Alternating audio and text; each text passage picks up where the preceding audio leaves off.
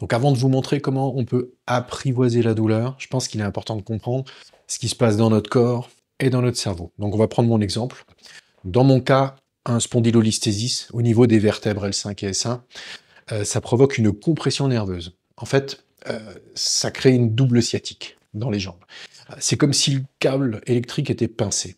Le signal ne passe plus correctement et ça crée des douleurs irradiantes dans les jambes.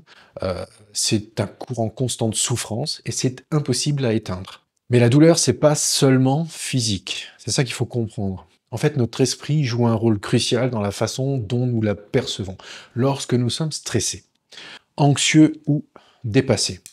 Notre cerveau va amplifier les signaux douloureux. Donc tout est lié en fait, hein, et ça s'appelle la sensibilisation centrale. C'est hyper important à comprendre. C'est là que le cercle vicieux commence. La douleur va générer du stress, et le stress intensifie la douleur.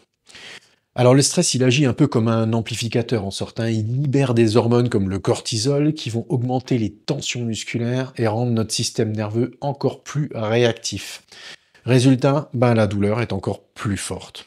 Mais d'abord, on va voir ensemble un petit schéma qui va présenter la colonne vertébrale, parce qu'on va partir de mon exemple, ce sera beaucoup plus simple, et je vais vous montrer comment ça fonctionne. Ok, donc là on se retrouve pour que je vous explique un peu ce que c'est que le spondylolisthésis grade 2, lysismique L5S1. Je ne sais pas si vous allez bien voir le truc. Là, vous voyez sur la projection, c'est pas très net, mais vous allez discerner, vous voyez ici, là, toute cette partie. Donc ça, c'est ma colonne vertébrale. Et ici, c'est le zoom sur les dernières vertèbres de la colonne et les premières du bassin. Hein, voilà.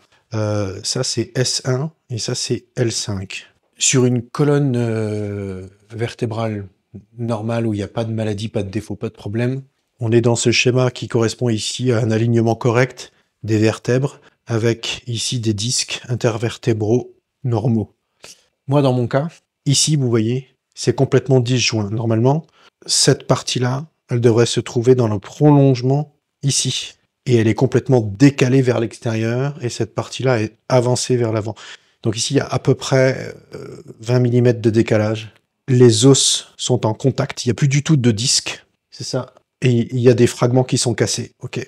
Donc là, tout ce qui est nerveux et qui passe au travers de la colonne et qui est ici, là, c'est comprimé et c'est pincé. Donc c'est pour ça que je pouvais plus marcher normalement et que je pouvais plus conduire et que je pouvais plus, sans avoir une douleur perpétuelle, vivre. Donc il a fallu que je prenne des médicaments. La zone entre ma colonne vertébrale et mon bassin, ce décalage, la compression, les nerfs étaient complètement écrasés, donc ça veut dire que c'est une douleur qui est quasiment insoutenable et c'est permanent.